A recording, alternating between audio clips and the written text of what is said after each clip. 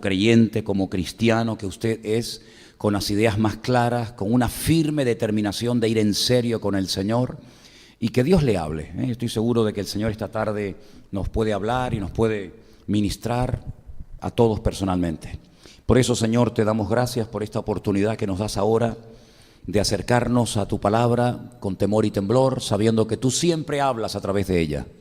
Te pido que bendigas este tiempo en el que vamos a leer tu palabra, estudiarla, escudriñar las Escrituras, y que lo que compartamos en el día de hoy sea de mucha bendición para cada uno de nosotros. Bendice también a todos los hermanos que nos están viendo y escuchando desde muchos lugares, Señor, que también la bendición les alcance a ellos, donde quiera que se encuentre. Nos ponemos en tus manos, en el nombre bendito de Jesús. Amén y amén. Si habéis prestado atención a la lectura que Irly nos leía en esta tarde, os habéis dado cuenta de que es una conversación que se produce después de la resurrección de Cristo. Para los discípulos, la muerte, la crucifixión de Cristo fue una tragedia, porque ellos, como buenos judíos, habían sido criados en que en algún momento de la historia vendría un personaje llamado el Mashiach, el Mesías, y que les libertaría de toda la opresión del imperio que en ese momento estuviera gobernando la tierra, en ese caso era el Imperio Romano, y ellos volverían otra vez a recuperar la monarquía que se perdió siglos atrás, y volverían otra vez a ser ciudadanos libres y a poder estar tranquilos y en paz, sin ser atacados por enemigos, sin tener miedo de nada ni de nadie, y que iban a poder subir al templo a presentar sus sacrificios, y que entraría la era milenaria en la que todas las naciones de la tierra, todas las naciones del mundo, tendrían que subir a Jerusalén todos los años, en varias ocasiones, para acercarse a Dios, para presentar pleitesía al Dios eterno, etcétera, etcétera. Cuando Jesucristo aparece en la escena pública, y algunos hombres tuvieron el honor y el privilegio de ser llamados por Él para convertirse en sus discípulos, para ellos fue algo realmente que marcó un antes y un después en sus vidas. La inmensa mayoría, no todos, pero la inmensa mayoría de los discípulos de Cristo se dedicaban al arte de la pesca. Eran gente muy sencilla, gente muy humilde. Probablemente se dedicaban a la pesca porque ni siquiera tenían un trozo de tierra para poder cultivarlo y poder criar sus animales y plantar sus hortalizas o lo que fuera.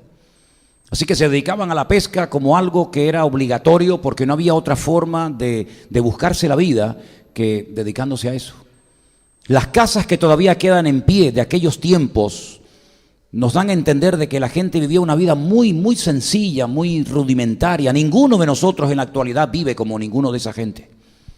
Sin luz eléctrica, sin agua potable al alcance, sin baño dentro de las casas, los suelos de tierra, una pieza, máximo dos como mucho.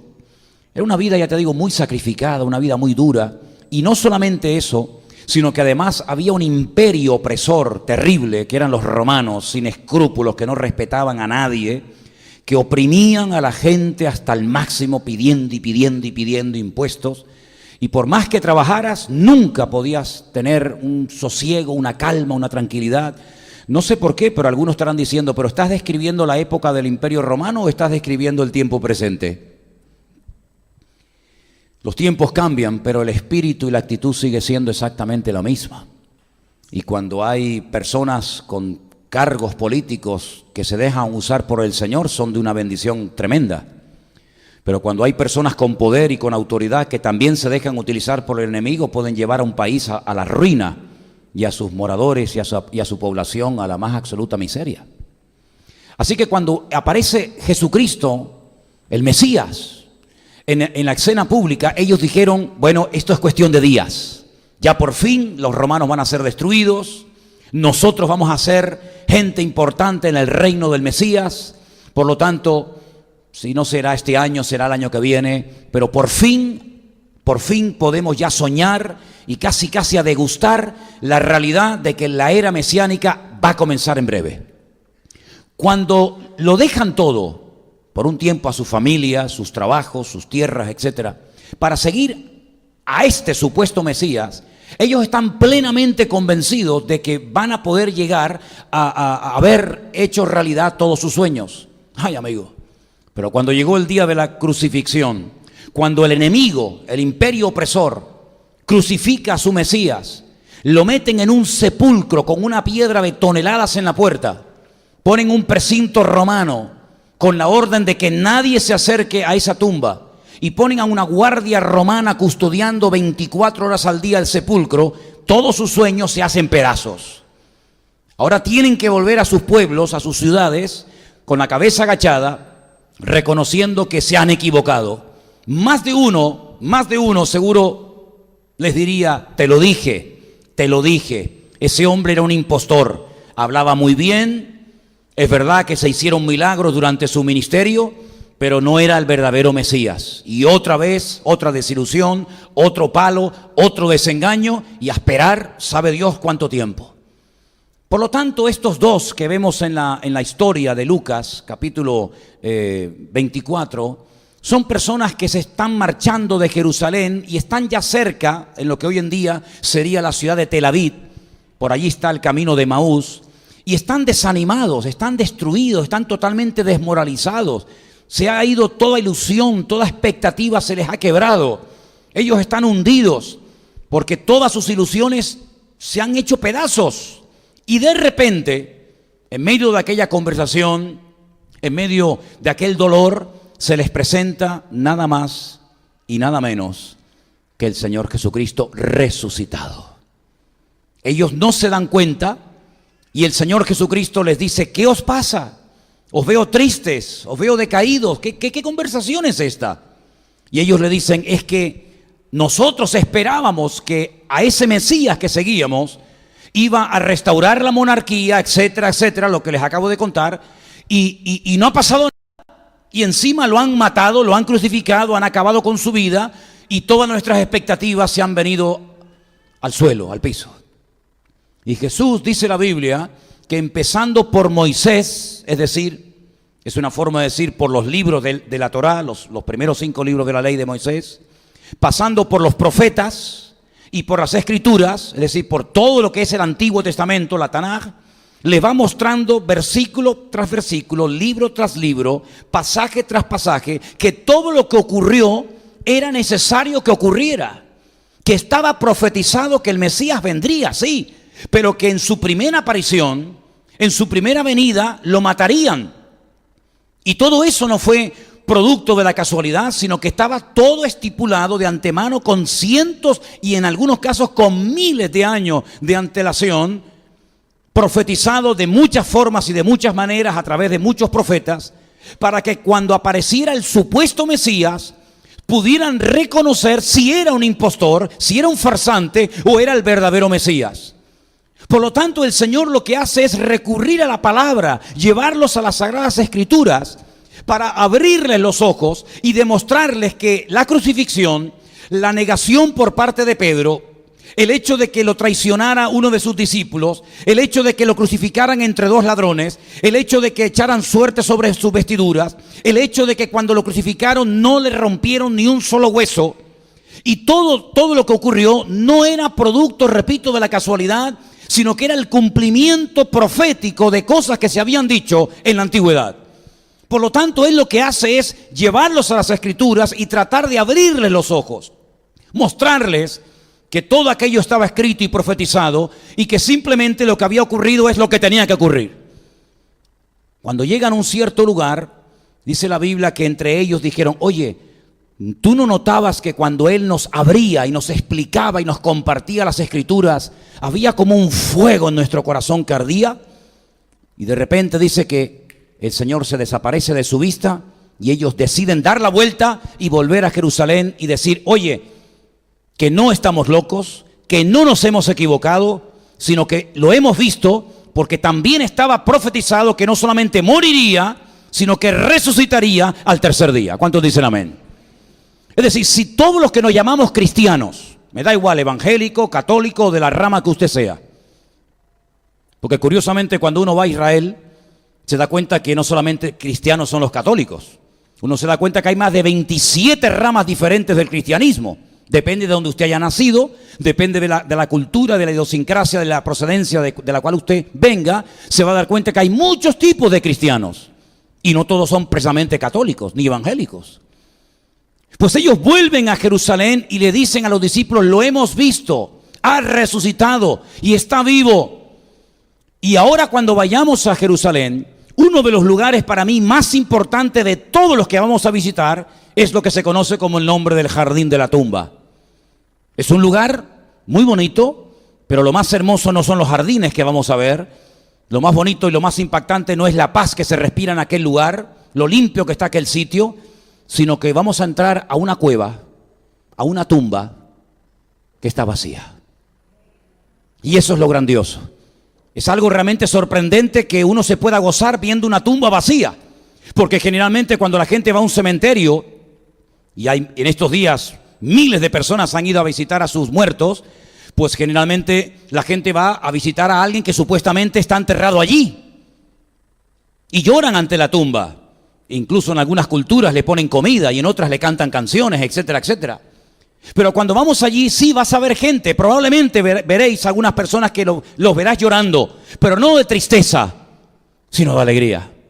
Y verás montones de personas cantando en la puerta del sepulcro, alegrándose. ¿Saben por qué? Porque Él estuvo dentro de ese sepulcro, pero ya no está, porque resucitó al tercer día y vive para siempre. ¿Cuántos dicen amén? Y eso es lo más grande de nuestra fe. Porque si nosotros los cristianos pudiéramos ir de peregrinación, como tantas y tantas religiones van a sus lugares de culto, a visitar a un cadáver, sinceramente el apóstol Pablo dedica mucho tiempo a explicar lo que hubiera ocurrido si Cristo no hubiera resucitado. Primero, si Cristo no resucitó, tampoco los que creemos en Él resucitaremos. Pero los cristianos de toda la vida, hasta en el credo que aprendimos de niño, se decía: creo en Dios Padre Todopoderoso, Creador del cielo y de la tierra, ¿sí o no? Creo en la resurrección de los muertos, ¿sí o no? Si Cristo no resucitó, tú y yo tampoco resucitaremos. Si Cristo no resucitó, nuestra fe es vana, es inútil. Porque nuestros pecados, mentira, no fueron perdonados. Porque hemos dicho durante 2000 años al mundo entero que nuestros pecados han sido perdonados por la sangre de Jesucristo. Si Cristo no resucitó, sino que simplemente murió, fue un mortal más como cualquier otro, como Pablo, como Pedro, como María, como Santiago, como David, como Moisés, etcétera, etcétera. Si no resucitó, nuestros pecados aún siguen estando ahí, presentes delante de Dios. Si Cristo no resucitó, entonces no volverá. Y la Biblia dice que Cristo volverá otra vez y todo ojo le verá y toda rodilla se doblará y confesará que Él es el Señor para gloria de Dios Padre. Pero si no resucitó, se lo comieron los bichos en el sepulcro, entonces ¿a quién estamos esperando? A un muerto. Si Cristo no resucitó, ¿a quién le hemos cantado esta tarde, hermanos? ¿A quién le habéis cantado? ¿A un muerto? ¿Esto es un culto espiritista? ¿Cantamos a los muertos? ¿Adoramos a los muertos? ¡No! Si Cristo no resucitó en esta tarde, ¿qué hacemos aquí? Adorando a un cadáver, adorando a un muerto. No tiene sentido todo lo que hacemos. Nos estamos engañando a nosotros mismos. Somos los más dignos de lástima de la tierra, dice el apóstol Pablo. Pero amigo, si Cristo resucitó, entonces todo lo que creemos y oramos y practicamos y vivimos es verdad. ¿Cuántos dicen amén? Y le dan un fuerte aplauso a Él. ¡Aleluya! Porque Él está vivo. ¡Amén! Él está vivo. Y está aquí esta tarde entre nosotros. Dice la que está a tu lado: Cristo está esta tarde aquí entre nosotros porque está vivo. Aleluya. Si Él está vivo y creemos que está vivo, lo que Él prometió se va a cumplir. Mañana, si tú abres el último capítulo del Evangelio que se llama Mateo, y por casualidad, digo entre comillas la casualidad, lees ese versículo donde son palabras textuales de Cristo, donde dice: y he aquí yo estoy con vosotros todos los días hasta el fin del mundo.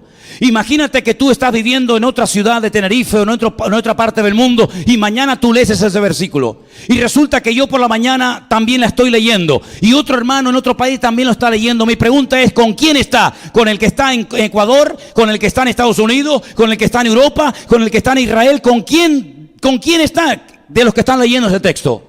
Con todos. Pero solamente conozco a alguien que pueda estar en todas partes al mismo tiempo. Y ese no somos precisamente tú ni yo. Solamente conozco a alguien que puede estar en todas partes al mismo tiempo. Y es Dios. Solamente Dios puede ver a toda la raza humana en todas partes del mundo al mismo tiempo. Y solamente Él puede estar en todas partes con todos sus hijos al mismo tiempo. Por eso cuando leemos que el ángel del Señor, el enviado del Señor, Malaj, el ángel es el enviado de Dios, acampa alrededor de los que lo temen y les defiende, quiere decir que ese ángel no es un ángel cualquiera, es el enviado del Padre, es el enviado de Dios, porque se te protege a ti, y a ti, y a ti, y a mí, y a todos los 1.000 millones de cristianos que hay en el mundo. Eso quiere decir que ese ángel es omnipresente, y el único omnipresente, y omnisciente, y omnipotente es Dios el Eterno. Para Él la gloria y la honra. ¡Aleluya! Luego nuestra fe es algo impresionante. Reducir toda esa magnitud que te estoy tratando de compartir, reducir toda esa potencia espectacular de uno que lo matan, que resucita, que sale de la tumba, reducir todo eso a algo material es lo más absurdo del mundo. Reducir esa verdad profunda de un Cristo que resucitó, de un Cristo que venció al diablo, de un Mesías que resucitó de la tumba y venció a la muerte, de un Cristo que está sentado a la diestra del Padre y que volverá en una nube y pondrá sus pies, según Zacarías 14, en el monte de los olivos. Reducir todo eso a algo tangible, a algo material como plata, oro, plástico, madera o lo que sea, es una locura. Porque cuando el rey David quiso construir un templo a Dios, cosa que Dios nunca le había dicho, una de las cosas que Dios le dijo es: ¿qué casa tú me vas a hacer a mí, muchacho? Si el cielo es mi trono y la tierra es el estrado de mis pies, ¿qué dimensión le vas a dar al edificio para meter al Dios del universo? Cuando el universo es infinito, el universo es descomunalmente grande, pues Dios es más grande todavía que el universo.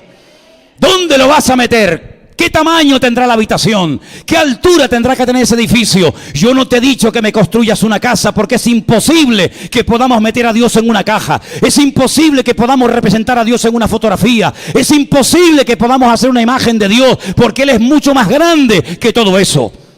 No se puede medir, no se puede pesar, no se puede, digamos, oler, pero su presencia recorre todos los cielos y la tierra. Y escucha a los hermanos en un continente y escucha a la iglesia en otra parte y sabe todo, porque es Dios eterno y Dios todopoderoso. Y entonces todo eso que está en las Escrituras es lo que el Señor intenta mostrarles, porque las Escrituras son las que te van a abrir los ojos y a sacar de la ignorancia. ¿Cuántos dicen amén? Te voy a contar algo tremendo. Para nosotros fue un regalo de Dios. No lo esperábamos. Nuestra hermana Rosy, que vive en Icod de los Vinos, tiene detrás del coche ese pescadito, ¿sabéis? Que es un símbolo de los cristianos de los primeros siglos, cuyas iniciales significan Jesús Nazaret, Hijo de Dios, ¿verdad? Todo eso. Y ella tiene ese pescadito en la parte de atrás del coche. Y un día paró el coche en una calle de Icod de los Vinos. Y un señor habló con ella. Y bueno, no voy a dar todos los detalles, pero contacta con este señor que vive allí en Icod de los Vinos, que tiene un negocio allí. Y este hombre dice que está leyendo la Biblia, que ha visto los cultos que hacemos aquí en Garcilaso de la Vega y que realmente es un hombre que tiene muy claras las cosas. Y ahí quedó. Cuando ayer decidimos ir a pasar la mañana con Rosy y pasear por las calles de Icod de los Vinos, que les recomiendo que vayan a ver ese pueblo, Es un pueblo que siempre pasamos de largo, pero hay que meterse por sus calles. Es un pueblo muy bonito, Tiene muchas cosas lindas que ver. Rosy me dijo: ¿te gustaría conocer a este señor? Y le dije: sí, sería muy bueno. Cuando llegamos a su negocio, había clientes, entonces no quisimos entrar, pero nos quedamos a la puerta. Cuando el hombre me ve, yo no sabía quién era, pero lógicamente él jugaba con ventaja. Él sabía quién era yo. Cuando el hombre me ve, mira, fue algo tan hermoso. Nos dimos un abrazo y me dice: yo soy tu hermano en Cristo. Mira, estas personas que estaban allí salieron. Nos hubiéramos quedado todo el día hablando con él. Es impresionante cómo este hombre hace 3 años, leyendo solito la Biblia, dejó cosas que ni te puedes imaginar y tiene las ideas más claras, fíjate lo que te voy a decir, que muchos que a lo mejor se congregan en muchas iglesias, solamente leyendo la palabra de Dios, solamente leyendo las Escrituras. Está sufriendo persecución, ha sido incomprendido, ha sido rechazado, pero tiene una solidez en la fe a prueba de bombas. ¿Y sabe de dónde le viene todo eso? De la fuente, de la base, que es la palabra de Dios. ¿Sabes que eso siempre pasa cuando te atreves a abrir la Biblia con temor y temblor y con respeto y reverencia y le dices al Señor que te hable? Claro, lo que Él nos decía, y es verdad, como es un libro que puedes tenerlo en una estantería junto con 1000 libros más, como que no hay una diferencia, ¿no?, entre este libro y este libro. Pero sin embargo, lo que tenemos que tener bien claro, que este libro es la Biblia, es la palabra de Dios. Y está en este formato de libro cómodo, en diferentes tamaños y versiones, para poder llevarlo en el bolsillo, en la cartera, en el móvil, en la guantera del coche, en la mesa de noche de la habitación. Pero aunque sea un libro grande, pequeño, más bonito, más feo, no deja de ser la palabra de Dios, que tiene la inspiración divina. Y cuando te expones y te abres a lo que Dios tenga que decirte, las escamas caerán de tus ojos sí o sí, tarde o temprano. Porque si algo hace la Biblia es que te confronta. Si algo hace la Biblia es que te abre los ojos y te muestra el camino y te fortalece en la fe y te ayuda a ser valiente. Y a veces enfrentarte contra una esposa, contra un hijo, contra un amigo, contra lo que sea. Pero cuando uno sabe en quién ha creído, cuando alguien comprueba y conoce la verdad te hará libre.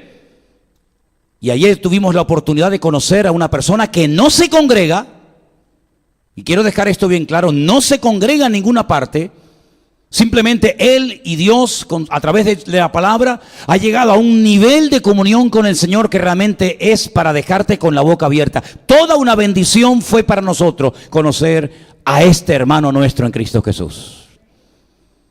Tal vez algún día, y probablemente pronto, vendrá por aquí para que ustedes lo conozcan. Pero lo que intento decir en esta tarde es que cuando la palabra de Dios llega a tu vida, primero valórala y aprovecha la oportunidad de conocer la verdad, porque no en muchas partes, yo creo que en ninguna parte vas a encontrar la verdad, sino que la verdad hay que buscarla, y cuando la encuentres, no la sueltes, porque la verdad puede transformar tu vida, pero para bien. ¿Cuántos dicen amén? Hay un versículo que quiero leerles, 2 de Timoteo 3:16, por favor. Vamos a ponerlo ahí en la pantalla para que podáis verlo y leerlo. 2 de Timoteo, capítulo 3, versículo 16. 2 de Timoteo, hija. Estás poniendo 1 de Timoteo. 2 de Timoteo, capítulo 3, verso 16, dice: toda la escritura es inspirada por Dios. Toda. Desde el primer versículo hasta el último. Toda la escritura es inspirada por Dios y útil. No hay nada vano, no hay nada que sobre, nada inútil, no. Es inspirada, número 1, es útil, número 2, ¿para qué? Para enseñar, para redarguir, para corregir, para instruir en justicia. Fíjate los beneficios positivos que te aporta la lectura de la Escritura. Te enseña, te redarguye o te mejora, si lo entiendes mejor así, te mejora, te perfecciona, te corrige, te instruye, a fin de que el hombre de Dios sea perfecto o completo, enteramente preparado para toda obra de Dios. Si el hombre leyera más la Biblia y interiorizara sus verdades, probablemente muchos psicólogos y psiquiatras se quedarían sin trabajo. Porque mucha gente recurre a los psiquiatras y a los psicólogos en busca de respuestas que Dios te podía haber dado si hubieras tenido el valor de ir a Él a pedir ayuda en vez de ir a los hombres a pedir ayuda. Y no es que no creamos y no aceptemos la ayuda de los hombres, ni mucho menos. Pero por encima de la ayuda del hombre, sea quien sea y se llame quien se llame, el que verdaderamente te conoce, te comprende y te puede libertar y transformar la vida es el Señor a través de su palabra. Así que fíjate los beneficios tan extraordinarios que te puede proporcionar la Escritura. Si lees el periódico todos los días, puede ser que te desinforme. A veces cuando lo que leemos en los periódicos no es la verdad. Puede ser la verdad que quieren que tú creas que es verdad. A veces los medios de comunicación están contaminados, están envenenados. ¿Cuánta gente odia a Israel? ¿Cuánta gente habla mal de Israel porque por las noticias oyen que son unos asesinos, que matan a los niños, que lanzan bombas por aquí y por allá? Pero cuando vas allí, todo es al revés de lo que nos han dicho. Y se te abren los ojos y te das cuenta de que muchas veces una persona llena de prejuicios lo que transmite, si además tiene un poder tremendo a través de los medios de comunicación, son sus prejuicios y sus temores y sus traumas y sus complejos. Pero lo bonito es cuando hablas con conocimiento de causa y vas allí y te das cuenta de que no es realmente como nos han dicho. ¿Cuántas veces me han llamado a mí asesino? Últimamente en Añaza, tomando una mañana un café, le pedí a un señor que me prestara su periódico, si lo había terminado, y me dijo que sí, pero añadió a continuación: pero hoy no dice nada interesante el periódico. Digo, bueno, más que nada es por entretenerme un poco. Dice, con todos los pobres palestinos que están sufriendo y que no haya ni una sola palabra a favor de esta gente, de esta pobre gente. Y yo le dije, ¿pobres palestinos, dice usted? ¿Usted ha estado alguna vez en Palestina? ¿Conoce usted la vida de los palestinos y de los judíos en Israel? Y se me queda mirando y me señala con el dedo y me dice, ¡otro asesino más! Y me lo repitió 3 veces. Y me tiró el café con leche y se fue. Y seguramente ese señor no había salido del barrio en toda su vida. Pero él tenía un concepto de alguien que no conoce, porque a través de los medios de comunicación van manipulando día tras día, semana tras semana. Y digo lo de los palestinos como podría decir cualquier otra cosa. Y te pueden presentar lo blanco como negro y creer que al final es negro. Y te pueden presentar lo malo como si fuera lo mejor, porque ellos quieren que creas que es lo mejor. Pero hay una fuente que no ha sido contaminada, que no ha sido manipulada. Cuando la gente dice, es que la Biblia está mal traducida. ¿Pero qué hablas, ignorante? Cuando dice, no, es que la Biblia hay muchas contradicciones, muéstreme una. Muéstreme una. Sentémonos una mañana a hablar usted y yo tranquilamente. Y muéstreme todas las contradicciones que usted dice que están en la Biblia. Le digo de antemano que va a perder el tiempo. Porque llevo más de 40 años leyendo todos los días la Biblia y no he encontrado todavía ninguna, Y mira que he buscado y por aquí y por allá. Y como me decía este señor ayer, yo desmonto toda la Biblia y no la vuelvo a montar hasta que me convence lo que he leído. Me gustó mucho ese símil que me puso, ¿verdad? Así que, queridos hermanos y amigos, es la palabra de Dios. El don perfecto, lo más maravilloso que Dios nos ha dado después de la salvación, para que puedas tener en todo momento, en tiempo real, la voluntad de Dios en tu matrimonio, la voluntad de Dios para con tus hijos, la voluntad de Dios para con el tema de papeles que estás atravesando, o laboral, o económica, o espiritual, o de cualquier otra índole. Porque la palabra de Dios tiene un poder que transforma a la gente de una forma que ni ellos mismos son conscientes de lo que han cambiado simplemente por leer la Biblia. Mira la revolución que se armó en Europa, continente oscuro, negro, un continente hace siglos de ignorancia total y absoluta, de enfermedades, de plagas, de miseria, de pobreza, hasta que la Biblia salió, ¿verdad?, de la cueva y la gente comenzó a leer la Escritura, y cómo cambiaron pueblos y cómo cambiaron ciudades y cómo millones de personas cambiaron de la noche a la mañana, porque la palabra de Dios te hace libre en todas las áreas de tu vida.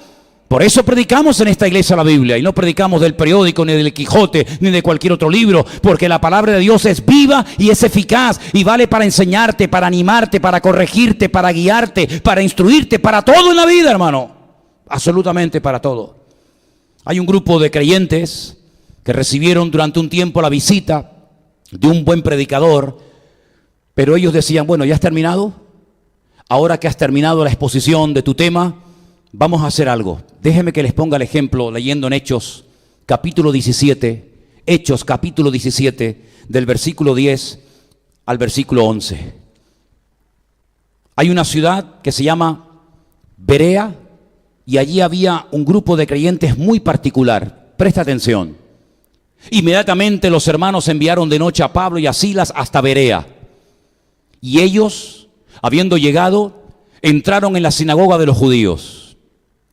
Y estos eran más nobles que los que estaban en Tesalónica, pues recibieron la palabra con toda solicitud, escudriñando, leyendo, investigando las Escrituras cada día para ver si estas cosas eran así. ¿Por qué durante siglos se han creído en tremendas mentiras? Como si fueran inmensas verdades. Porque ¿cómo se puede contrastar una mentira con otra mentira? Si algo es falso y yo quiero comprobar si es falso, no puedo utilizar otro elemento falso para desenmascarar la mentira. Tendré que utilizar otra medida, tendré que utilizar una verdad para poder confrontar la mentira. Para poder confrontar las tinieblas hay que encender la luz, no irme a un sitio más oscuro todavía. La luz es lo que lo manifiesta todo y la luz es la palabra de Dios, es Cristo a través de su palabra hablando a tu corazón. Y los de Berea eran personas que no se dejaban manipular fácilmente, que no se dejaban engatusar por cualquier predicador que viniera, fuera quien fuera, sino que ellos escudriñaban, investigaban, profundizaban en las Sagradas Escrituras, en el mapa, en la brújula, para ver si lo que este Señor nos está diciendo es la verdad o es mentira. ¿Cómo puede usted saber si lo que le estoy predicando esta noche es la verdad o es un cuento? ¿Cuál es el punto de referencia? El punto de referencia para el cristiano es la palabra de Dios. ¿Con qué limpiará el joven su camino? Con guardar tu palabra. Lámpara es a mis pies tu palabra y lumbrera mi camino, decía David en el Salmo 119. ¿Se da cuenta? Es decir, que la palabra de Dios te puede sanar espiritualmente, psicológicamente, en todas las áreas de tu vida. La palabra de Dios puede traer un beneficio realmente espectacular. Mi consejo es que usted comience a leerla cada día. Léala. ¿No tiene Biblia? Nosotros le vamos a regalar su primera Biblia. Si no le gusta porque es de letra pequeña o por lo que sea, bueno, ya usted si quiere se puede comprar una de calibre más grande. Pero comience a leer la Biblia. No se meta a leer 30 capítulos por día. Lea poquito. Si no entiende alguna palabra, vaya al diccionario y búsquela. Hasta que usted se familiarice con la terminología de la Escritura. Si no entiende algo, pregunte. Para eso estamos los pastores, para ayudar a la gente a explicarle la palabra de Dios. Así que comience a leerla, comience si puede ser a memorizarla. Sí, le va a venir bien para su mente. Comience a interiorizar sus verdades. Cuando descubra una verdad, no se la calle, no sea egoísta, compártala con alguien, dígale, oye, el otro día estaba tan hundido, estaba tan desanimado, tan lleno de temores, tan preocupado, tan angustiado, y resulta que encontré un texto en la Biblia que dice, el Señor es mi pastor y nada me faltará. Y me fui a la cama en paz y tranquilo. Y comparta la bendición con alguien, porque dando usted también va a ser bendecido, porque más bienaventurado es dar que recibir. ¿Cuántos dicen amén? Así que, queridos hermanos, antes de que termine el año, yo le animo a que sea prioritario en su vida el leer cada día las Sagradas Escrituras. Y gracias al Señor, en este país y en nuestra cultura, la tenemos en nuestro propio idioma. Imagínense ustedes que la Biblia no existiera en español, en castellano. Ay, amigos, tendríamos que aprender el idioma en el que está escrita la Escritura para poder entender la palabra de Dios. ¿Cómo la podré entender si alguien no me la explica? Le dijo un etíope a un predicador en el desierto, ¿verdad? Y tuvo que subirse al carromato con él y explicarle las Sagradas Escrituras. Pero mire por dónde hombres en este país han dado su vida y en este país se ha derramado sangre para que pudiéramos en el siglo XX, ¿estamos en qué siglo estamos? 21, para que en el siglo XXI pudiéramos tener la Biblia en nuestro propio idioma. Y no le haga caso a la gente que dice la Biblia la vas a leer pero no la vas a entender. Eso es falso, porque más bruto que yo no había nadie y yo la leo y la entiendo.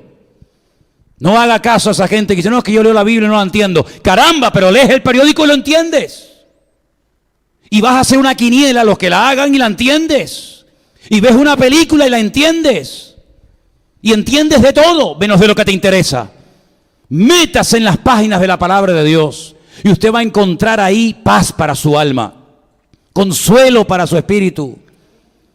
hambre, ese hueco en el corazón se llena, ese vacío se llena cuando usted comienza a meterse en las palabras de Dios, porque usted va a descubrir al autor de la Escritura. ¿Y saben quién es el autor y el protagonista? Nada más y nada menos que el Rey de Reyes y el Señor de los Señores. Y quiero terminar diciendo algo. Mire, hermano, usted se acuerda cuando Cristo estaba solo en el desierto de Judea, siendo tentado por el diablo, 40 días de ayuno y oración, ¿se acuerda?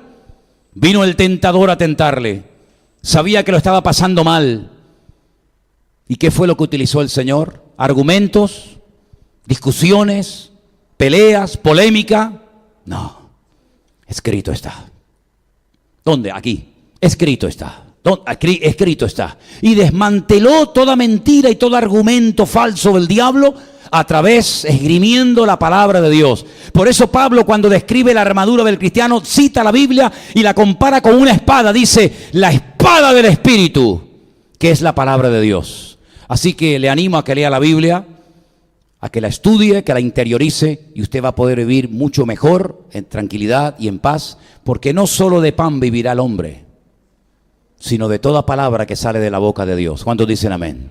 Cierre sus ojos, por favor, ahí donde está esta noche, y vamos a orar y pedirle a nuestro Dios que ponga en nuestros corazones hambre y deseo de leer su palabra.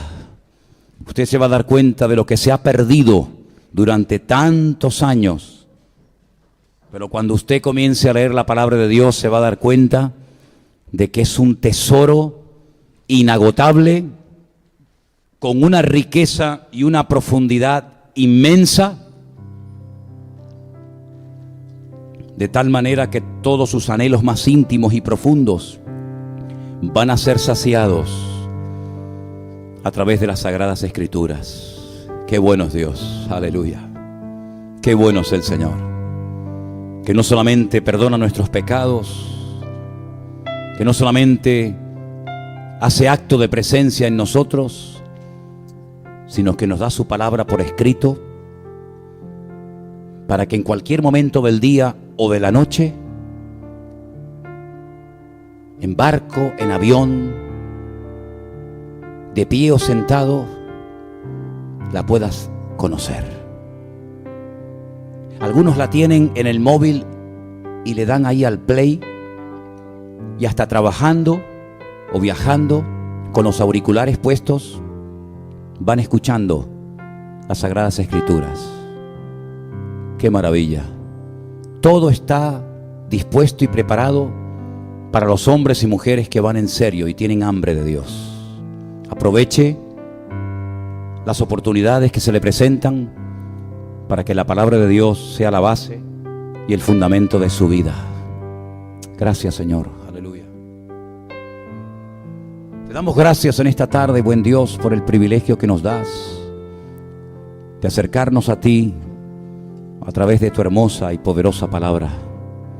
Queremos pedirte, Dios mío, que tu palabra, Señor, sea siempre la base y el fundamento de nuestra fe. Que solo la Escritura, que nos habla de la obra de Cristo en la cruz, sea el fundamento de nuestra fe. Y que la sana doctrina de tu palabra nos guíe a lugares de delicados pastos. Gracias, Señor, por el consuelo y por el aliento de las Sagradas Escrituras. Gracias por ellas, por los hombres y mujeres que la escribieron, por los hombres que la defendieron hasta la muerte, y a través de su testimonio y de su tenacidad nos ha llegado hasta nuestros días. Gracias de todo corazón. Vamos a leerla, vamos a escudriñarla, vamos a memorizarla, vamos a compartirla, porque es lo más hermoso que podemos tener en nuestra vida después de conocerte a ti. En el nombre soberano de Jesús. Pues ya saben, hermanos, las plazas ya están abiertas, así que los primeros 500 que se anoten son los que podrán asistir. Los demás tendrán que quedarse en hoteles por allí, por la zona, pero los que quieran quedarse en el edificio central y en los edificios aledaños que hemos alquilado, pues son los que podrán participar. Así que me imagino que dentro de poquito se pedirá una especie de señal, una especie de pequeña cuota para reservar la plaza, pero ya digo, los primeros 500 que se anoten son los que podrán estar en aquellas instalaciones. Los demás pues tendrán lógicamente que buscarse otro lugar para comer, para dormir, pero seguramente que encontrarán, porque El Escorial es una población muy bonita de Madrid. Y yo le decía a Saray que o bien antes o después del Congreso del próximo año, sería bueno organizar una visita. Yo sé que somos muchos, pero a lo mejor se podría hacer escalonada, una visita al monasterio del Escorial. Es un lugar de verdad digno de ver. Sobre todo la biblioteca. La biblioteca del Escorial no es la más numerosa del mundo, pero sí es la más lujosa en cuanto a ejemplares se refiere. Los que tengan la oportunidad y el privilegio de poder visitar esa biblioteca tremenda, allí van a encontrar, por ejemplo, algo que a mí, cuando lo vi por primera vez, me impactó muchísimo, y son los evangelios, los 4 evangelios, Mateo, Marcos, Lucas y Juan, escritos en oro. Es un libro así de grande, en una piel que se llama de nonato, es decir, le sacaban el ternero a las vacas del útero, del vientre, ¿no? Las curtían, una piel muy, muy, muy suave, y en planchas de oro iban cortando letra a letra, letra a letra. Ese libro tardó 50 años en hacerse. Lleva más de 7 kilos de oro. Está escrito en latín. Mateo, Marcos, Lucas y Juan. Para que no se estropee, lo ponen así al revés para que el aire le dé a las hojas, digamos. Y bueno, como ese libro hay auténticas maravillas. Y yo le decía a Saray que sería bueno, ahora ya se va el día 23 con Mario para organizar todo allí. Y sería bueno que a ver si puede organizar unas visitas, ¿no? Para que ustedes puedan disfrutar de ese monasterio que tiene exactamente la misma forma y las mismas medidas que el Templo de Jerusalén. Felipe II, un rey terrible que hubo en España, lo diseñó de tal manera que fuera un templo exactamente igual en cuanto a longitud, en cuanto a profundidad, que el Templo de Jerusalén. Así que si alguien está estudiando ese tema o quiere saber cómo serán las medidas, cómo será el tamaño, las dimensiones del Templo de Jerusalén, vas al Museo del Escorial y allí vas a ver y te vas a dar cuenta cómo va a ser el Templo de Jerusalén cuando se reconstruya por tercera vez. ¿De acuerdo? Muy bien, hermanos, vamos a orar un momentito en esta tarde a nuestro Dios. Vamos a poner esta palabra que es la continuación del mensaje del jueves, cuyo título fue El Día del Señor. Y hoy sería como una segunda parte, aunque lo hemos titulado para que después, si lo pueden o lo quieren ver nuevamente en internet, en nuestro canal de YouTube, Centro Evangélico Vida Nueva, le hemos puesto el título de Preparándonos para el Día del Señor. Así que vamos a orar para que el Señor abra nuestra mente y podamos disfrutar de este estudio, de esta exposición de la Palabra de Dios en cuanto a este tema tan importante que, como dije el jueves, tenemos que conocerlo y dominarlo como la palma de nuestra mano, porque es un tema que de una manera u otra nos va a afectar. Señor, te damos muchas gracias por este privilegio que nos estás dando de poder estar aquí, un grupo de tus hijos y muchos hermanos que nos están siguiendo ahora, nos están viendo en directo. Te pido, Señor, que tú nos ayudes a exponer tu palabra, a comprenderla, a asimilarla y a estar preparados para los acontecimientos que se avecinan, Señor. Que no estemos distraídos, que estemos atentos y que nuestro corazón disfrute de tu palabra, de tu enseñanza, y que podamos, Señor, estar atentos a todas las instrucciones, toda la información, toda la enseñanza que vamos a aprender en el día de hoy. Ponemos todo este tiempo en tus manos, en el nombre de Jesús. Amén. Amén. Quiero también aprovechar para darle las gracias. Yo sé que nuestro hermano Domingo está viendo el culto ahora mismo. También está con nuestro hermano Miguel allí en la finca en Alicante. Y quiero agradecer públicamente, como lo hice el otro día con Jorge, por el tremendo esfuerzo y por el trabajo excelente que ha realizado durante más de un mes.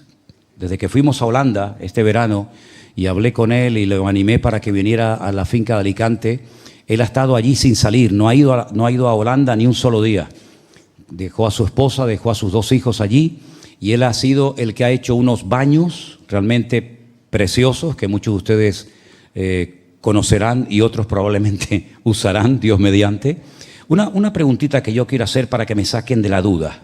Es una duda que tengo hace algún tiempo, y ya que hoy estamos un buen grupo de hermanos, quiero que por favor me ayuden a salir de esta duda. Ustedes saben que la iglesia tiene un grupo de WhatsApp, ¿sí? Lo que yo pongo en ese grupo, ¿alguien lo ve? ¿Lo veis todos? ¿De verdad? Me quitáis un peso de encima. Porque yo decía, ¿estarán viendo esta gente, estos hermanos, estarán viendo lo que yo les mando? Porque capaz que yo lo mando con toda la ilusión del mundo, fotografías y vídeos, y Jorge grabando por aquí y rompiendo las piedras por allá, y capaz que lo ven 2 o 3 hermanitas, pero lo veis todo, ¿no? Ah, bueno, gracias a Dios. Entonces, ¿lo puedo seguir mandando? Vale, perfecto. Ay, qué peso me quité de encima, Señor. Muchos de ustedes han recibido a la entrada del culto hoy un papelito, no sé, creo que no llegó para todos. Una vez más, me quedé corto, pero muchos de ustedes han recibido un papel con unos datos, con una información que vamos a compartir en esta tarde, pero permítame hacer una introducción, entre comillas, un poco rara, porque algunos dirán, Manolo se fue del tema. Manolo se le fue la olla y nos está hablando de otro tema que no tiene nada que ver con lo que anunció el otro día del Día del Señor. No se me ha ido la olla. Lo que pasa es que nosotros, a lo largo de nuestra vida, tenemos aquí en la mente fechas. Por ejemplo, ¿quién nos recuerda el día de su nacimiento? Todo el mundo lo recuerda. Incluso a algunos les gusta recibir regalos y felicitaciones y todo eso, ¿verdad? El día del aniversario de boda, ¿quién no se acuerda?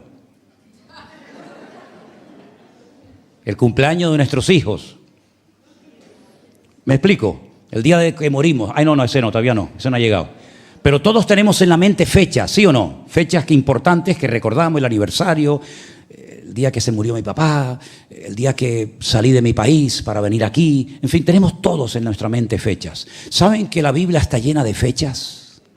La Biblia está llena de fechas perfectamente registradas, con una serie de detalles que a mí me llaman la atención. Es como, si me permiten, como si Dios tuviera una agenda de la humanidad. Una agenda de los eventos más trascendentales en la historia de la humanidad. Y algunas de esas fechas las pone la Biblia para que nos demos cuenta de que Dios tiene memoria de lo que pasó ese día o de lo que va a ocurrir en el futuro. Yo he hecho una pequeña lista porque en la Biblia hay miles de ejemplos. Yo he buscado simplemente unos poquitos ejemplos para que ustedes vean cómo el Señor hay fechas que destaca de una manera especial. Por ejemplo, en Génesis capítulo 7, los versículos 10 y 11, y tenemos aquí a nuestra hermana Vanessa que hoy nos va a estar ayudando con estos versículos. Presten atención a esta información. Adelante. Y sucedió que al 7º día las aguas del diluvio vinieron sobre la tierra, el año 600 de la vida de Noé, en el mes segundo, a los 17 días del mes. Aquel día fueron rotas todas las fuentes del grande abismo, y las cataratas de los cielos fueron abiertas. Fíjense qué dato nos da la Biblia. Sabemos cuándo comenzó el diluvio. Empezó cuando Noé tenía 600 años de edad, en el mes segundo, a los 17 días del mes.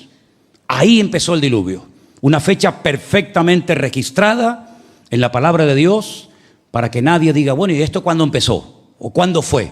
Ahí está la fecha, Génesis 7, versículos 10 y 11. Pero fíjense qué datos tan interesantes nos da la Biblia en cuanto a un personaje que conocemos todos que se llama Isaac. Y déjenme que les diga algo, en todos los versículos que se van a estar leyendo en esta tarde va a aparecer siempre la misma palabra. Después se la voy a poner para que ustedes la aprendan. Génesis 17, 21, por favor.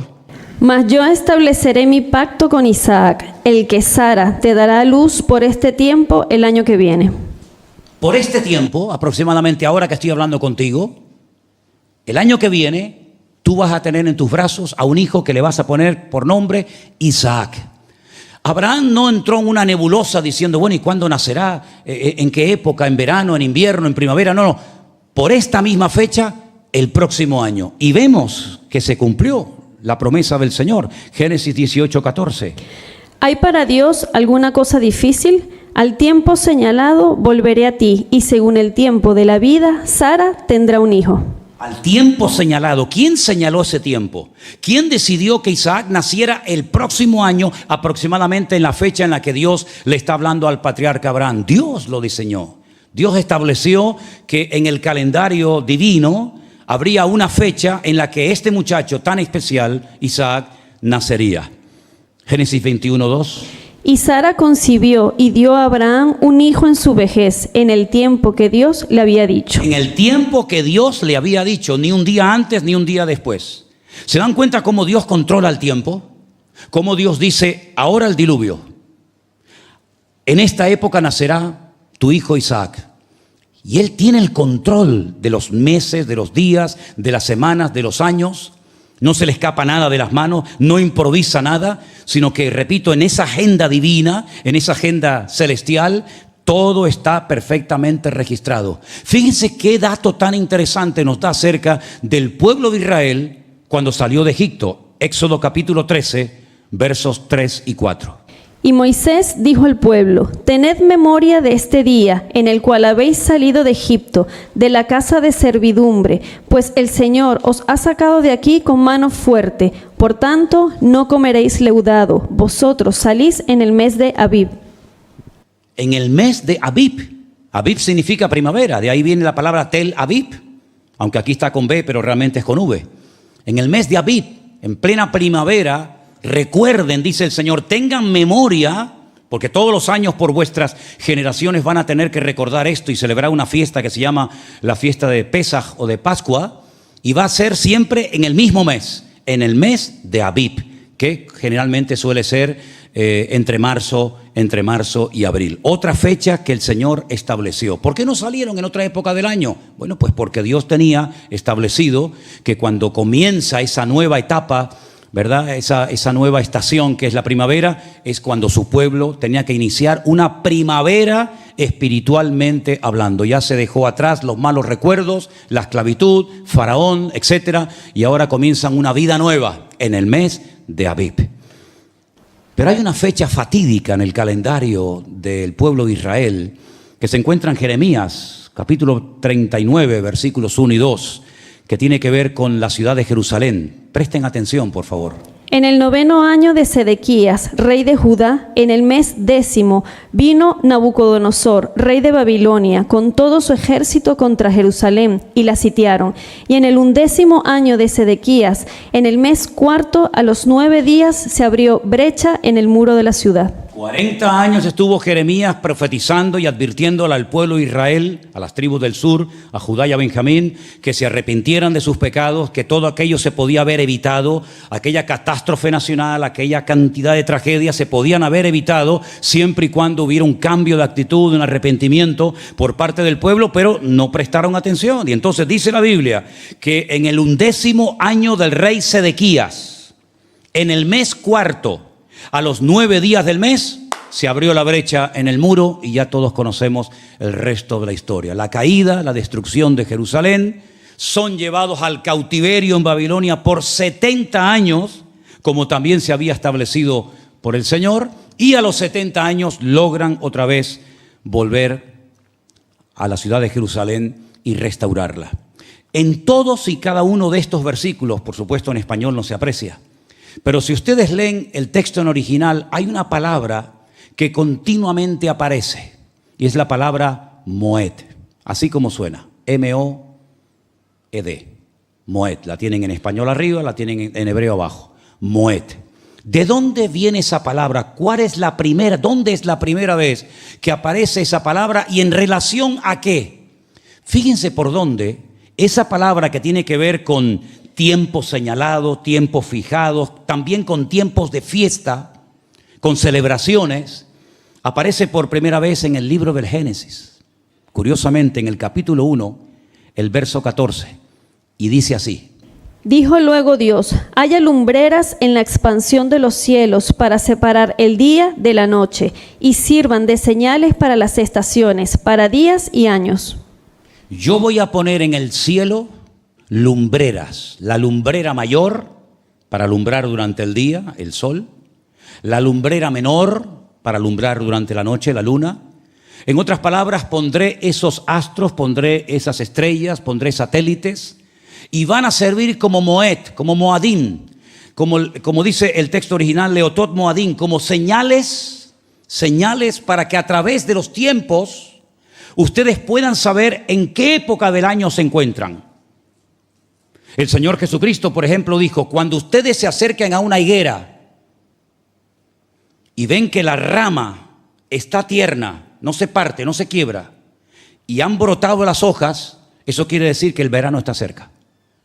En otras palabras, ustedes pueden saber en qué época del año se encuentran, sabiendo interpretar las señales que yo he puesto delante de vuestras narices. De ahí que el apóstol Pablo le diga a los romanos en el capítulo 1 que las cosas invisibles de Dios, de su esencia, de su persona, como su deidad y su eterno poder, se hacen claramente visibles por medio de la creación de Dios. Fijaros, por ejemplo, que los magos de Oriente fueron capaces de llegar hasta la misma localidad, hasta el mismo pueblo donde había nacido el Mesías, Belén de Judea, porque fueron guiados por un Moed. Fueron guiados por una señal que ellos supieron interpretar correctamente y llegaron al sitio exacto donde había nacido el Mesías. Y ellos le dijeron al rey Herodes: venimos a adorar al rey de los judíos porque su estrella hemos visto en el oriente. Hemos visto una señal que a nosotros nos ha indicado, nos ha mostrado que ha llegado el tiempo de venir a postrarnos y honrar al rey de los judíos. Es interesante todo esto, ¿verdad? Así es que vemos que Dios ha puesto señales en el cielo, en el sol, en la luna, en las estrellas, que lamentablemente los astrólogos han malinterpretado para la perversión de la realidad de lo que Dios ha hecho para nosotros, pero que nosotros con la palabra de Dios y con la información correcta tenemos que saber qué es lo que está sucediendo. Porque hay lugares donde ya no llueve y lugares donde llueve torrencialmente. Porque hay lugares donde antes no nevaba y no hacía frío y ahora hace un frío terrible. Y lugares donde antes hacía calor, pues ahora ha cambiado el clima completamente. Todo eso es producto de la casualidad. ¿Es que Dios ha perdido el control? ¿Es que Dios ya no sabe lo que tiene que hacer? Todos son las señales de los últimos tiempos. Señales que nos indican que viene un día perfectamente señalado, agendado en la agenda de Dios, que se llama, o lo conocemos con el nombre de el día de Jehová o el día del Señor. Yo di el día jueves muchas características acerca de cómo va a ser ese día. Simplemente se las repaso. Creo que tengo por aquí las anotaciones del día jueves: tiempo de angustia, de aprieto, de alboroto, de entremecimiento, de sombra, de guerra, donde muchas naciones se reunirán para ser destruidas. Después dice curiosamente que ese día no habrá ni luz clara ni oscura, no será de día ni de noche, solamente lo conocerá el Señor. Nos habla acerca de que habrá guerras tremendas. Nos habla acerca de que naciones atacarán por el norte, otras por el sur. ¿Quién muere? ¿Cuántos mueren? ¿Cuánto tiempo tardan en enterrarlo? Es decir, el que no se entere de todo esto es porque no quiere. Porque la información está al alcance de todos y cada uno de nosotros. El día del Señor, como esos apuntes que yo les he dado al principio cuando comenzó el culto, es el día que se refiere a un tiempo futuro de juicio y de restauración en el que Dios intervendrá de manera decisiva en la historia de la humanidad. En el que Dios dirá: basta. Se acabó. Entramos en una nueva etapa. Y será una etapa de juicio, será una etapa de sacudida de las naciones y será una etapa en la que Dios va a ser conocido por su ira. Ahora, así como nos ha sorprendido el amor de Dios y la misericordia de Dios a lo largo de los tiempos, por ejemplo, la expresión máxima del amor de Dios, sin lugar a dudas, fue enviar a su Hijo unigénito al mundo para que muriera por nosotros en una cruz, ¿sí o no? Y decimos: Señor, es que tu amor es infinito, tu amor es maravilloso, y nos hemos quedado todos perplejos y con la boca abierta y hemos entendido, y nos cambió la vida entender y conocer y experimentar, ¿verdad?, el amor de Dios. Os puedo asegurar que el mundo quedará con la boca abierta, porque hay una faceta de Dios que todavía la gente no conoce en su totalidad. Conocen pinceladas, como por ejemplo lo que pasó en el diluvio, por ejemplo con la destrucción de Jerusalén, por ejemplo cuando destruyó Sodoma y Gomorra, pero son, ya digo, pequeñas pinceladas, pequeños botones de muestra de que cuando Dios se enfada, hermano, se enfada en serio. Bueno, pues el máximo enfado de Dios, la máxima manifestación de la ira de Dios, que también forma parte de su esencia, será en el tiempo llamado el día del Señor. Este concepto aparece, como ustedes tienen ahí en los apuntes, tanto en el Antiguo como en el Nuevo Testamento, por supuesto. Ahora, hay tres aspectos del día del Señor muy importantes. Primero, Es un tiempo de juicio y de venganza de parte de Dios. Dice la Biblia, mía es la venganza. El Señor se va a encargar de tratar con sus enemigos, que tiene muchos, por cierto, y cada vez más. El día del Señor es un día, ya digo, de juicio y de venganza. En muchos pasajes del Antiguo Testamento, el día del Señor se describe como un momento de juicio divino donde Dios castigará a las naciones y a aquellos que han causado injusticia. Por ejemplo, en el libro de Amós, capítulo 5, versos del 18 al 20, se advierte a Israel sobre la venida de este día como un tiempo oscuro y peligroso en lugar de un día de celebración. Es decir, todas las naciones de la tierra, por supuesto España, faltaría más, no se va a quedar el señor don Pedro fuera. Todas las naciones de la tierra van a ser sacudidas en lo económico, en lo espiritual, en lo social, en lo político, en todas las áreas de la vida. El mundo va a cambiar radicalmente, totalmente.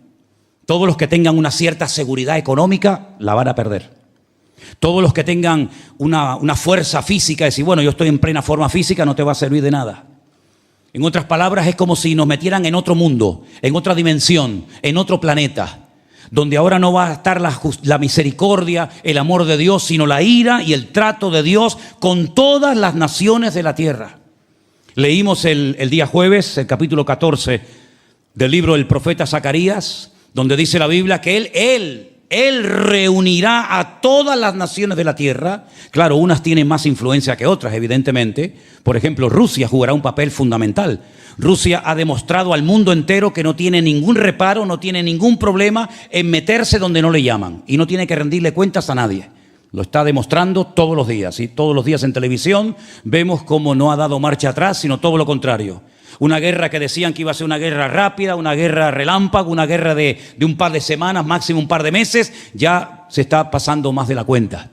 Y no le rinde cuentas a nadie. Lo mismo le da atacar un hospital que atacar una caravana de autobuses, le da exactamente igual. Pues ahí tenemos los europeos y los ciudadanos que en este momento estamos en el planeta Tierra, un ejemplo de cómo una nación armada hasta los dientes con un arsenal nuclear capaz de destruir el planeta Tierra 8 veces si quisiera, es capaz de invadir el país que le dé la gana sin tener que rendirle cuentas a nadie. Y además amenazando, el que me ataque lo destruyo.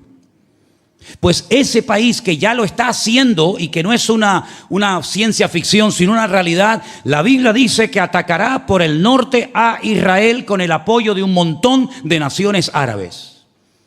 Y uno dice, ¿Rusia va a atacar a Israel? Claro que lo va a atacar. Y los judíos lo saben. Y lo saben perfectamente hace muchos años. Y también nos dice que el líder de Rusia que atacará a Israel morirá en el Monte de los Olivos y allí lo van a enterrar. Es decir, todos los detalles que yo les estoy dando no me los estoy inventando, todo está en la Biblia. Usted tiene el mismo acceso a esa información que la que tengo yo, ni más ni menos. En segundo lugar, el día del Señor es un día también de restauración y de salvación. La Biblia dice que las naciones que se salven, lo leímos el jueves, ¿verdad? ¿Se acuerdan? En Zacarías capítulo 14, las naciones que escapen con vida, las naciones que se escapen, que logren sobrevivir de esta gran batalla tremenda, que la conocemos como la batalla de Armagedón, tendrán que ir todos los años a la ciudad de Jerusalén, a adorar al gran rey y celebrar la fiesta de Sucot o la fiesta de los tabernáculos. Dice, y la nación que no quiera subir, porque Dios ni siquiera en esa etapa de la vida anula el libre albedrío, la voluntad propia del individuo, pues dice la Biblia que ese año sobre ellos no caerá ni una sola gota de agua. Pero la Biblia dice que habrá naciones que se escapen con vida, pero aún siguen con esa rebeldía de, a pesar de que lo están viendo, a pesar de que han perdido la guerra, a pesar de que lo ven sentado en el trono, a pesar de que todo ojo le verá y toda lengua confesará y toda rodilla se doblará ante el Señor, a pesar de todo eso todavía habrá naciones que digan no queremos subir a Jerusalén a adorar al Señor Jesús. ¿Qué te parece? Es que el hombre no aprende, ¿eh? Pues será también un tiempo de restauración, además de ser un día de juicio, también será un tiempo de restauración, de renovación. En el libro de Isaías y de Joel se habla de una restauración de Israel y de la promesa de un futuro en el que Dios reunirá a su pueblo y podrá vivir en paz, por lo menos durante la época del milenio. Allí aparecerán las 12 tribus de Israel, que muchos no saben ni por dónde andan. Por fin aparecen las 12 tribus de Israel, las famosas tribus perdidas. El Señor Jesucristo reinará sobre la ciudad de Jerusalén y desde ahí gobernará a todas las naciones de la tierra en una etapa que la conocemos como el milenio, ¿verdad? Satanás estará atado por ese periodo de tiempo, al final será otra vez desatado por un corto periodo de tiempo. Y toda esa información la tenemos en la palabra de Dios. Y todo eso entra dentro de un tiempo que se llama el día del Señor. De ahí que la Biblia diga que en la vida hay un tiempo para reír y también para llorar. Y la Biblia dice que hay un tiempo para sembrar y para cosechar. Y hay un tiempo de paz y también hay un tiempo de guerra. Y el Señor Jesucristo dice que en los últimos tiempos habría guerras y rumores de guerras, pestes, terremotos en diferentes lugares. Así es que, y esta es una opinión personal que yo doy, no es Biblia, pero es una opinión, es un comentario a nivel personal. No se aferren mucho a lo que tienen, porque dentro de poco lo vas a dejar. La Biblia dice que todo será destruido por el fuego. Una vez la tierra fue destruida por el agua, la segunda vez será todo destruido por el fuego. Pero a nosotros nos espera cielos nuevos y tierras nuevas donde mora la justicia. Así que no dediques todo tu tiempo y toda tu energía y tu juventud y tu vida a ganar dinero y a ahorrar dinero, porque de poco te va a servir cuando venga el día del Señor. Ahora bien, la situación de Israel en todo esto es clave, porque el profeta Ezequiel, en los capítulos 36 y 37 de su libro, léanlo después detenidamente en casa, si quieren, nos habla de dos restauraciones que experimentaría este pueblo. Una ya es un hecho, le pese a quien le pese y le guste a quien le guste. Y nos habla de una restauración nacional. El pueblo de Israel fue esparcido entre las naciones en el primer siglo de la era cristiana. El año 70 de la era cristiana, Tito, que era el hijo del emperador romano Vespasiano, destruyó la ciudad. Para ellos fue una catástrofe nacional de la cual todavía no se han recuperado.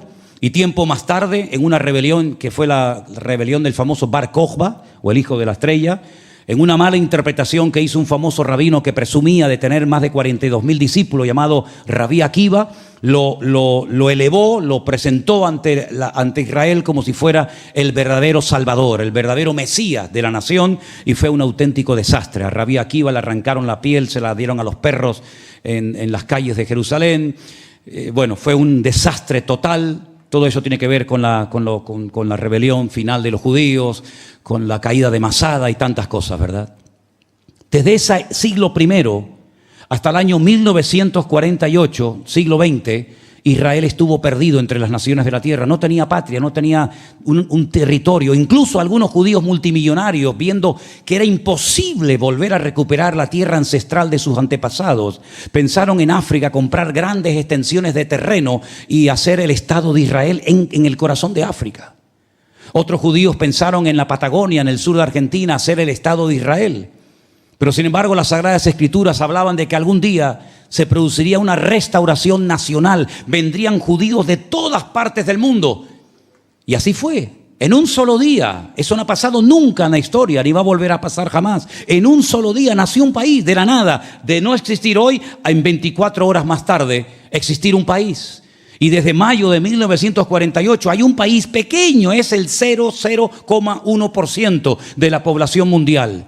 No llegan ni a 10 millones de habitantes, rodeados por centenares de millones de naciones, de países, de árabes. Y ahí hay un país con su bandera, con su himno, con su religión, con su cultura. Ahí están, hermanos.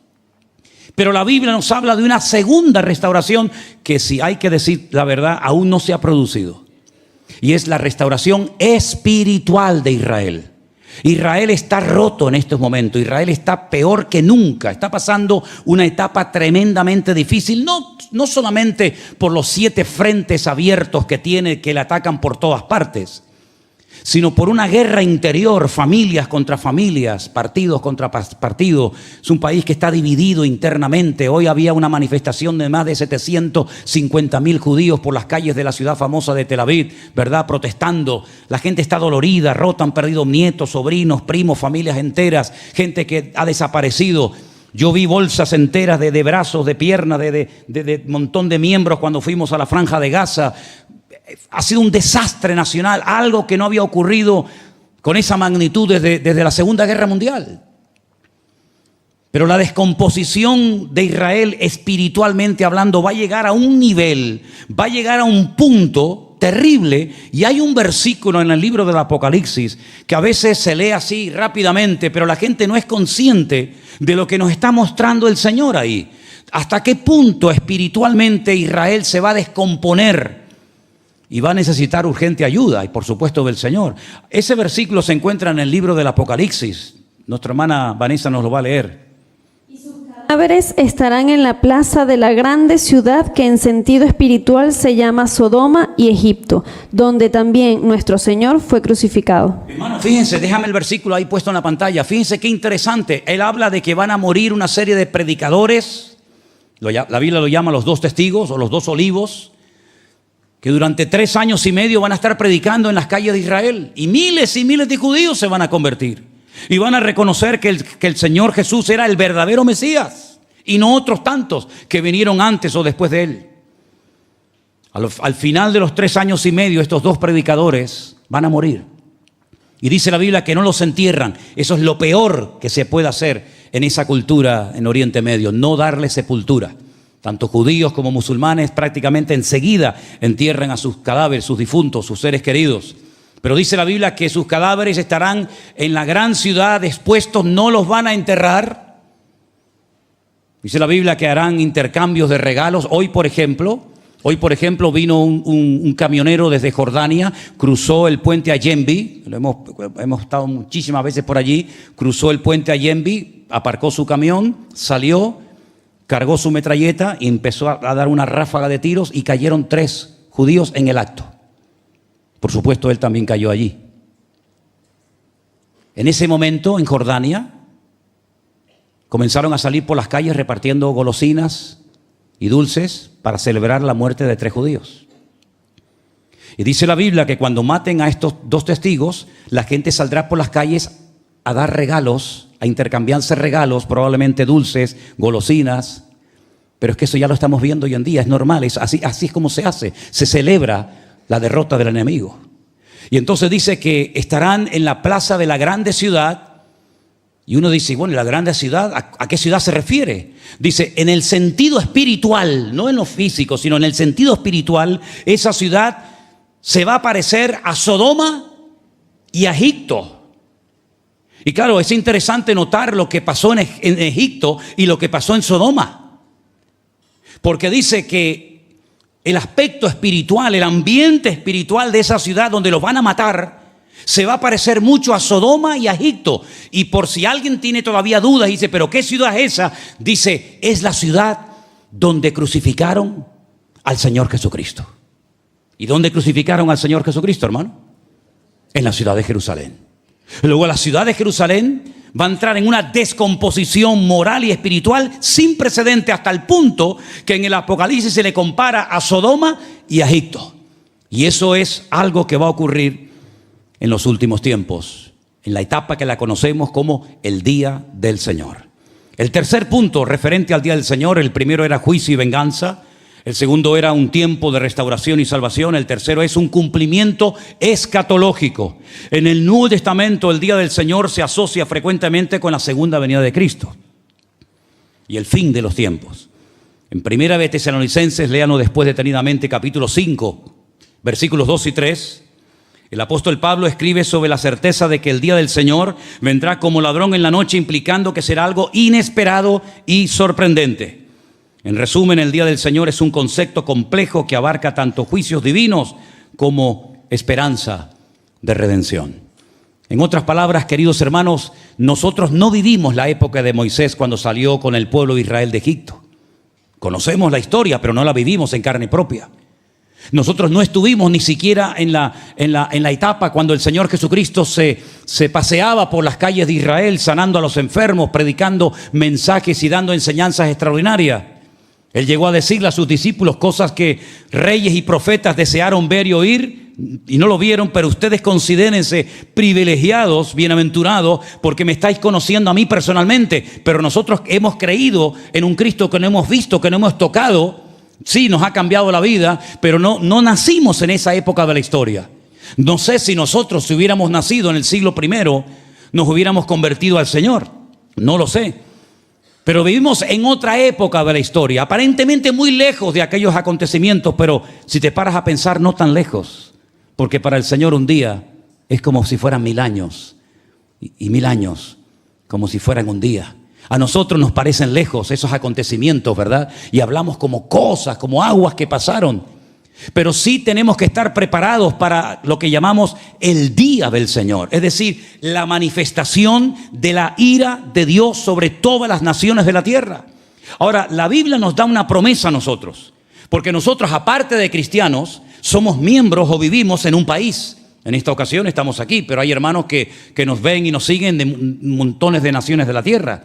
La Biblia dice que los que hemos guardado su palabra, los que nos hemos mantenido fiel, apegados a su palabra, y no hemos deshonrado su nombre, sino que hemos dado testimonio y nos hemos mantenido firmes en los caminos del Señor, el Señor nos librará de la hora de prueba que ha de venir sobre todas las naciones de la tierra. ¿Cuántos dicen amén?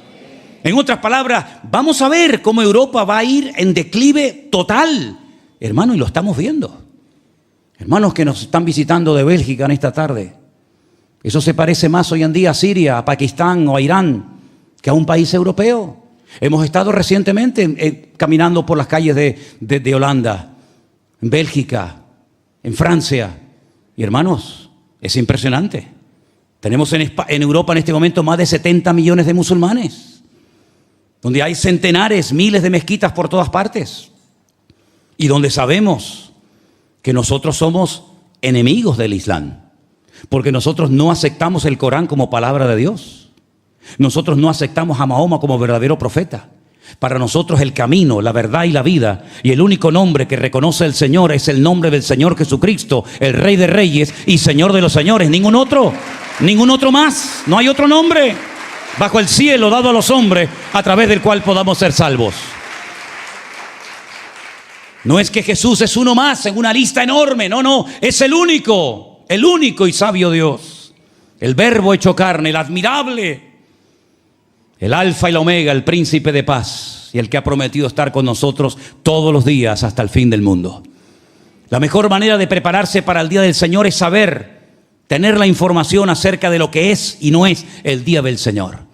Yo sé que en muchas congregaciones, incluido donde yo me convertí, y la denominación en la que yo me convertí, se enseñaba que cuando el mundo comience a entrar en un periodo terrible de crisis económica, de persecuciones, de injusticia, de descomposición moral y espiritual, donde la maldad va a ser multiplicada de una manera terrible, nosotros íbamos a ser sacados milagrosamente en una nube y no íbamos a experimentar ni un solo dolor, ni una sola persecución, porque nos iríamos con el Señor a lo que se llamaba o llaman las bodas del Cordero. Y después, cuando el planeta Tierra estuviera hecho pedazos y todo estuviera roto, Israel estuviera prácticamente ya al borde de la extinción, entonces cuando veníamos con el Señor, y allí el Señor ponía orden y ponía paz. Eso es lo que se ha enseñado muchas veces desde muchos púlpitos. Y probablemente algunos que estén aquí o escuchando o viendo este culto en directo dirán, bueno, eso es lo que yo he creído durante toda su vida. Pues permítame decirle que a la luz de la palabra de Dios, la palabra del Señor nos dice que todo el que quiera vivir piadosamente, de alguna manera u otra, sufrirá persecución.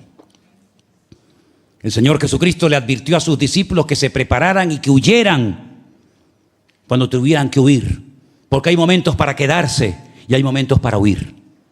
Hay momentos, como vemos en la Biblia, para bajar a Egipto y otros momentos para salir de Egipto. Y hay momentos en los que Pablo se le permitía huir montado en una canasta que lo descolgaban por el muro y salía corriendo para salvar su vida. Y había otros momentos que decía, yo de aquí no me voy y no solamente estoy dispuesto a sufrir, sino a morir por la causa del Evangelio.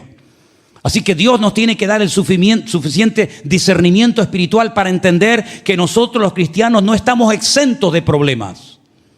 No estamos exentos de crisis familiares, económicas, espirituales o de la índole que sea. Y tarde o temprano, como dije el otro día y me reitero en el día de hoy, Dios llegará el momento que diga, basta, se acabó. Ya se han burlado lo suficiente de Dios, ¿no les parece? Dios está al punto de decir, se acabó. Y así como le dijo a Noé, entra, ya has hablado suficiente. Y no te han querido escuchar. Y dice la Biblia que Jehová Dios cerró la puerta del arca. Y la Escritura dice que puerta que Dios cierra, nadie la puede abrir. Y puerta que Dios abre, nadie la puede cerrar.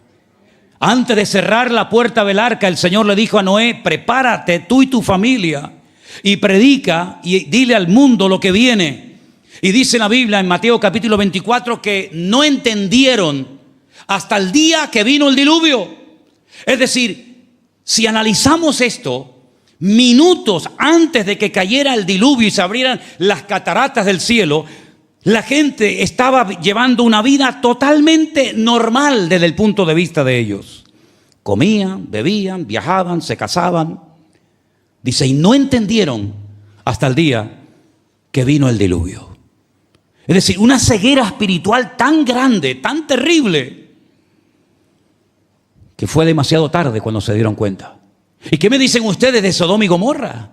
Oiga, yo soy habitante de Sodoma y Gomorra y veo que está cayendo fuego y azufre del cielo y salgo corriendo de la ciudad. Nadie salió con Lot.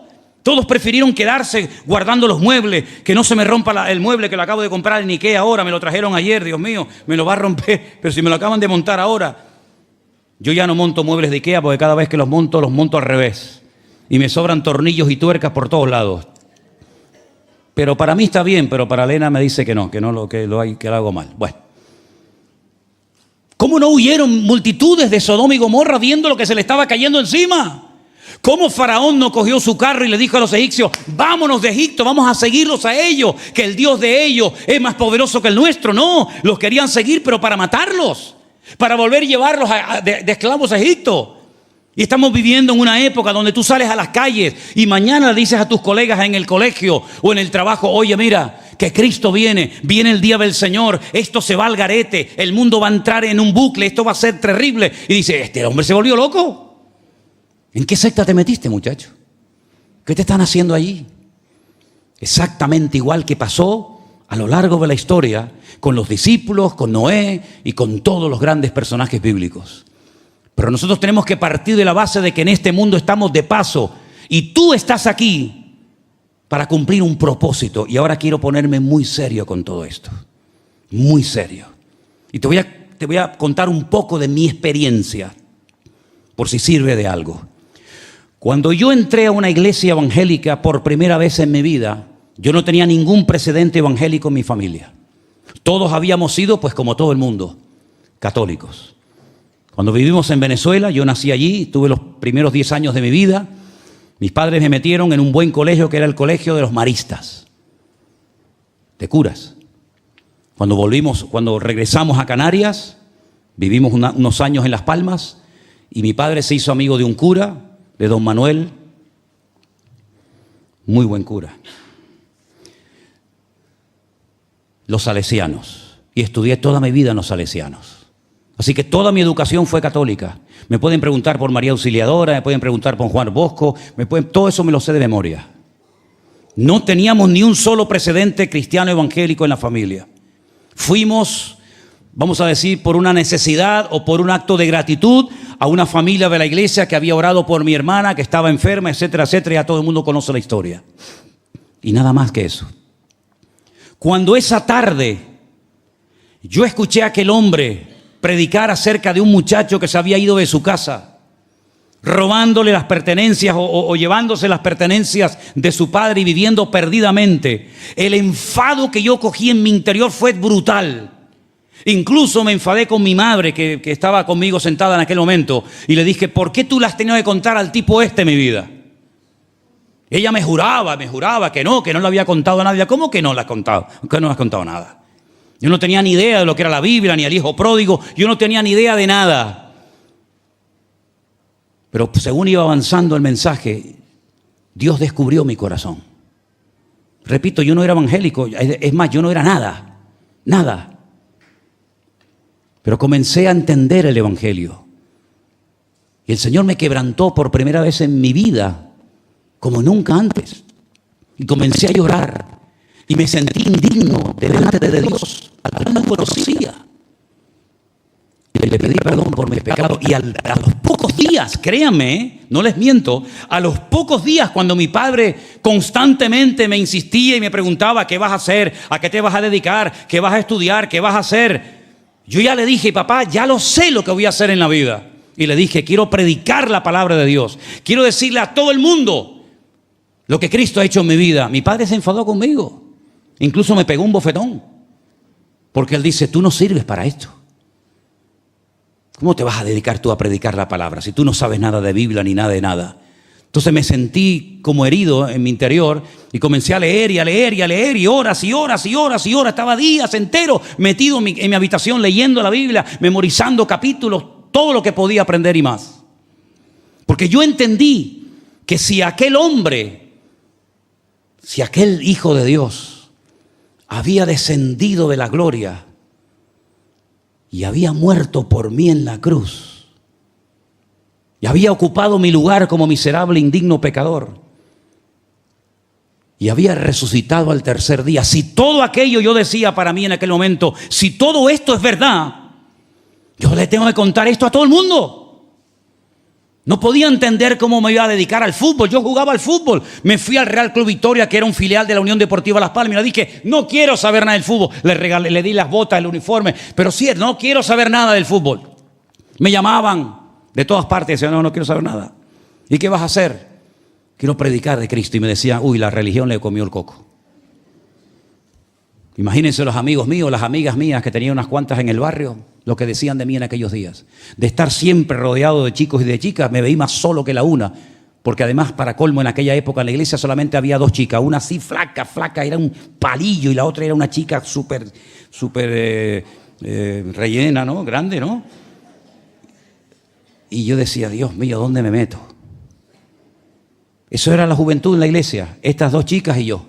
Y así estuvimos como 1 año y medio, no entraba nadie a la iglesia, hasta que al final la iglesia fue creciendo y etcétera, etcétera. Lo que estás haciendo en la vida es para lo que Cristo murió por ti. Eso es para lo que Cristo murió por ti. Con todo mi respeto a los que tienen un trabajo, una profesión, de lo que sea, eso es lo que Cristo quiere para tu vida. Bueno, gloria a Dios, si eso es lo que el Señor quiere para tu vida, yo te voy a apoyar. Pero trabajar para el faraón, trabajar para tener un mejor coche, una mejor casa, mejor ropa, mejor esto, mejor lo otro, yo en mi mente no me entra. Porque el tiempo es tan corto. Si con 17 años lo tuve tan claro, imagínense ahora con 63 que voy a cumplir. Cada vez lo tengo más claro. Porque yo en aquellos días veía que la vida era todavía tan larga y decía, uy, el año 2000, ¿verdad? Pero sin embargo, hoy en día sé que cada vez me queda menos tiempo, evidentemente. Cada vez me queda menos ministerio, me queda menos vida de la que ya he vivido. Y quiero aprovechar hasta el último momento de mi vida para servir al Señor donde sea y como sea. Le decía a mi suegra en este verano, perdonen, pero lo digo para la gloria de Dios, pero lo tengo que decir. El apóstol Pablo también hablaba de su currículo, ¿no? Yo nunca he hablado del mío. Nunca he conocido una pareja tan rara como Elena y Manolo. Nunca. Gente que es capaz con una niña de 2 o 3 años montarse en un avión a Argentina sin un duro en el bolsillo para ir a predicar el evangelio. Yo nunca he conocido a nadie así. Yo nunca he conocido a nadie que esté dispuesto a ir a una finca en un pueblo perdido en la provincia de Burgos, Medina de Pomar, para ir a ayudar a drogadictos que venían y recibirlos en la casa donde vivíamos y tener allá 15 o 20 drogadictos y dormir con ellos y darles clases en aquella época de Daniel Apocalipsis. Nunca he conocido yo gente así, nunca. Nunca he conocido gente que sea capaz de dormir en aeropuertos, en gasolineras, en el suelo de un barco, con dinero, sin dinero, con una sola pasión y objetivo en la vida. Servir al Señor. Si por algo le doy gracias a Dios en mi vida, es que Dios puso a mi lado una mujer que nunca, desde el primer minuto, nunca me dijo, date quietito ya, hombre, date quietito ya. ¿Ahora para dónde me vamos a ir? ¿Ahora para dónde? Ahora para allá, ahora para acá, ahora a esta casa. Si yo contara las mudanzas que hemos hecho en todos estos años, me faltarían dedos. Mudanzas por aquí, mudanzas por allá. Elena dejó su familia, su trabajo, su iglesia, sus amistades, todo, para venir aquí a las Islas Canarias a casarse con un tipo que había visto 21 días, que era pastor de una denominación que ella no tenía ni idea de lo que era esa denominación. Empezar de cero, jamás Jamás dijo, sácame de aquí, yo no quiero estar aquí, yo no me siento cómoda. Al contrario. Por eso yo le digo a las esposas que están aquí, apoyen a sus maridos cuando digan que quieren hacer algo para el Señor. ¿O qué lo quieres ver en la barra de un bar? Como los otros amigotes que tiene. Apoya a tu mujer cuando te diga, yo quiero servir al Señor y quiero ir al campamento y quiero ir al retiro y quiero ir a la finca a echar una mano y quiero ir aquí al campamento de niños. Apoya a tus hijos cuando te digan, papá, quiero ir al campamento. Mira, busca dinero debajo de las piedras y si no, hazte una máquina y haz de billetes de Monopoly. Pero nunca impidas que tus hijos vayan a una actividad cristiana, porque ¿cuántos padres darían lo que fuera por ver a su hijo en las cosas del Señor y lamentablemente no los pueden tener? Apoyemos las cosas de Dios. Si tenemos que dejar algo por el Señor, déjalo. ¿Qué problema hay? Yo veo que somos muy teóricos muchas veces. Muy teóricos. Buscad primeramente el reino de Dios y su justicia. Todo el mundo se sabe ese versículo. Y todo lo demás vendrá por añadidura. Si tú no vives así, ¿cómo vas a ver tú el cumplimiento de ese texto? Pero yo sí lo vivo cada día. El pantalón que tengo, no me lo compré. Me lo regaló mi hermana Jessica, esposa del pastor de San Francisco, donde está curiosamente en este momento Anderson. La camisa que llevo, no me la compré, me la regaló Anderson. Todo lo que llevo encima y la mayoría de lo que tengo, me lo dan. Pero una pregunta, ¿esto es como una especie de lotería? Que a unos Dios le da mucho y a otros nada. No, pero atrévete a vivir por fe, atrévete a poner tu mano en el arado y deja que el Señor te sorprenda, porque si no eres capaz de pasar la línea, vivirás toda tu vida, pues muy bien, vienes al culto, escuchas la palabra, te vas, vienes, fregas la iglesia, te vas, vienes, pero mi pregunta ¿es esto lo que Dios tiene planeado para tu vida? Pues si es esto, sigue adelante, mijo, no te rompas la cabeza. Pero hermano querido, ¿queremos o no queremos verdaderamente hacer la voluntad de Dios? Cuando yo le dije a mi hermano Domingo en Holanda, Domingo, necesitamos hacer unos baños en Alicante. Tú estás en paro, ahora mismo no estás haciendo nada. ¿Por qué no vienes y nos echas una mano? No lo pensó 2 veces, hermano. Me dijo, voy a hablar con mi esposa. Ustedes saben que siempre tenemos que hablar con la esposa, ¿no? Porque en la casa se hace siempre lo que la última palabra la tenemos siempre los hombres, siempre. Decimos sí, cariño, lo que tú digas.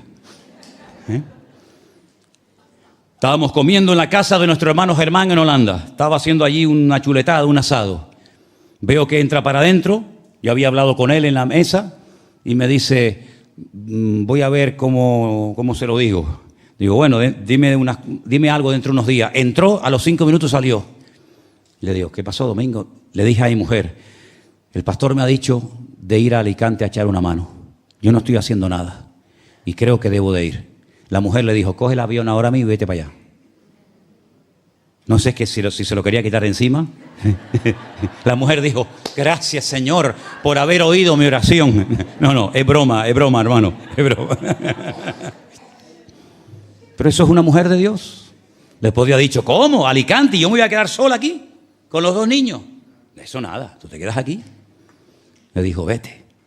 No ha vuelto, yo calculo en un mes, como mínimo que ha estado, mes y medio, ha estado 1 mes y medio trabajando, haciendo esos baños preciosos que ustedes han visto, que yo les he mandado, porque ustedes me han dicho que están viendo los videos que yo les mando al WhatsApp, ustedes me lo han dicho, no me engañen, ¿te das cuenta?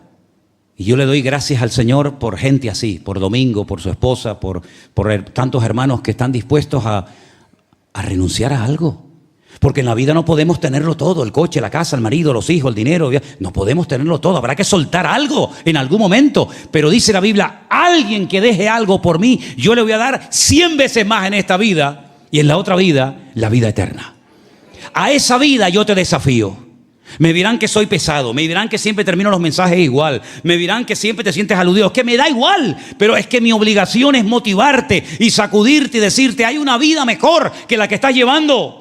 Antes de que venga la ira de Dios, antes de que venga el juicio divino sobre las naciones de la tierra, prepárate y di, Señor, heme aquí, envíame a mí. No soy predicador, no soy orador, no sé tocar la trompeta, no sé tocar aquello, pero Señor, lo que sé hacer lo pongo a tu disposición y el Señor te va a honrar y te va a bendecir. y si yo volviera a nacer otra vez, no me lo pensaría dos veces. Volvería otra vez a hacer todo lo que he hecho, y es servir al Señor. Porque no hay otra vida mejor que la que yo estoy viviendo. Jamás soñé en mi vida que el Señor nos abriría tantas puertas y nos bendeciría tanto como lo está haciendo. Y eso es algo que todos somos copartícipes de ello. Pero no pierdas ni un solo minuto de tu vida, porque la venida del Señor es una realidad. Hermano, estamos viendo la apretura de Israel, estamos viendo cómo las cosas están cambiando, estamos viendo cosas tremendas, y cada vez vamos a ver más y más y más y más presión. Pero como nosotros lo sabemos, no tenemos que perder la estabilidad emocional, no tenemos que estar preocupados, asustados, nerviosos, tristes, sino tenemos que decir: Señor, se acerca tu venida, y antes de que sea demasiado tarde, yo quiero hacer algo por ti, por tu obra. ¿Cuántos dicen amén? Hoy le mandé un mensaje a nuestro hermano Rubén. Seguramente a lo mejor nos estará viendo en este momento. Un hermano que estuvo trabajando hoy todo el día. Cogió el avión, se fue para Alicante, llegará tarde a la noche, para estar lunes, martes y miércoles trabajando en la finca. Allí también ayudando a Domingo haciendo los baños y otras cuestiones. Coge el avión el miércoles y se va otra vez a Barcelona. Estar de camarero, de cocinero o donde esté, con una mujer con una necesidad muy grande en su organismo, que todos sabemos quién es, con 2 hijas. Y yo digo: Dios mío, qué ejemplo tan grande. Cómo tú tienes personas que aman tu obra. Pero, hermano, no me digas que amas la obra y luego te me echas para atrás. No amemos de palabra, amemos de verdad. Amar la obra significa sacrificarnos por la obra. Y si hay que meterse la mano en el bolsillo, nos metemos la mano en el bolsillo. Y si hay que llenarnos las manos de callos, no pasa nada. Pero antes de que venga el día del Señor, hagan algo, hermanos, hagan algo. Sirvan al Señor con algo. Muchos de ustedes son mucho más jóvenes que yo. Aprovecha tu juventud para servir al Señor. Mi padre siempre me decía, fíjate, él fue el que me llevó a la iglesia, y mi padre siempre me decía: pero si sirves al Señor, ¿de qué vas a vivir, Manolo? Estudia algo, saca una carrera, saca un oficio. Por si te falla la obra, me decía siempre así, por si te falla la obra, puedes volver a tu profesión. Y yo le decía: pero papá, ¿pero cómo me va a fallar Dios? ¿Cómo me va a fallar la obra? Me puede fallar el empresario. Me pueden echar de la obra, me pueden echar del trabajo, pero en la obra del Señor nunca faltará trabajo, al contrario. Y el pobre no lo entendía, no lo entendía. Pero yo lo tenía claro. Si el Señor ha puesto una carga en tu corazón de hacer algo, no dejes que nadie te eche un jarro de agua fría encima. Que eso sirva para hacer un revulsivo en tu vida y para decir: ahora entiendo que tú me estás llamando a hacer esto. No busques aplausos y no busques que todo el mundo diga: ¡ay, qué bien, qué bonito, te felicito! No esperes nada de nadie para que no te lleves ninguna desilusión. Pero del Señor, espéralo todo. ¿Cuántos dicen amén? Elena, gracias por haberte casado conmigo. Gracias por haberme apoyado en todo lo que he hecho. No siempre lo he hecho todo bien. Muchas veces me he equivocado. Tal vez no tenía que haber ido a ciertos y determinados lugares. Pero siempre ella ha estado a mi lado, siempre. Y mis hijas también, por supuesto. Nunca han cuestionado: papá, que esto, que lo otro. Al contrario, ora al Señor para que tu familia, como dijo Josué, y termino: yo y mi casa serviremos al Señor. Que no sea un versículo ahí en la nevera, que no sea un versículo ahí en la cocina, sino sea un lema: en esta casa, mientras yo esté aquí, y sea la cabeza y el sacerdote de este hogar, yo y mi casa serviremos al Señor. Amén, hermanos. Lot salió a donde el Señor le dijo. La mujer dijo: bueno, ven, vamos. Doña Lot salió, pero a espaldas de este miró para atrás. ¿Qué quiso mirar la mujer de Lot, hermanas? Ustedes que son así muy listas, ¿qué habrá querido mirar la mujer de Lot? Los muebles de Ikea recién comprados, o de Conforama. Ay, que me acabo de comprar el colchón nuevo, me acabo de comprar ese que se levanta así y que guardo todo debajo, y no me puedo llevar nada. Y dice la Biblia que se quedó convertida en una estatua de sal. ¿Tú sabes lo horrible que es estar casado con una estatua de sal? Tú imagínate que yo me acerco una noche a Elena y hago así. Mira que me gusta a mí la sal, ¿eh? A mí me encanta la sal, yo me la como a puñados, si pudiera. Pero casado con una estatua de sal, mi hijo. Eso es muy desagradable. Además, la llevas a la playa y se te derrite. La llevas a la... Llueve. Ay, ¿dónde se me fue mi mujer? Se me fue. No seamos como la mujer de ninguno de nosotros. Amén, hermanos. Me han entendido, ¿verdad? Al buen entendedor. Y si alguien dice, yo me he sentido muy aludido en la predicación, ¿sabes lo que te digo? Gracias, Señor, porque me has usado. Porque eso es lo que yo quería. Que te sintieras aludido y que digas, Señor, ¿cómo es posible que yo por un trabajo, por una casa, por una cama, por un coche, sea capaz de mirar a otro lado, Señor? Que el Señor encuentre en esta tarde hombres y mujeres aquí que estén dispuestos a poner su mano en el arado y decir, Señor, a donde haga falta, allí estaré yo. Amén. Cierra tus ojos y oramos a nuestro Dios. Aleluya. Piensa, medita, reflexiona en lo que has oído. Todavía estamos a tiempo, el día del Señor aún no ha venido, pero va a venir.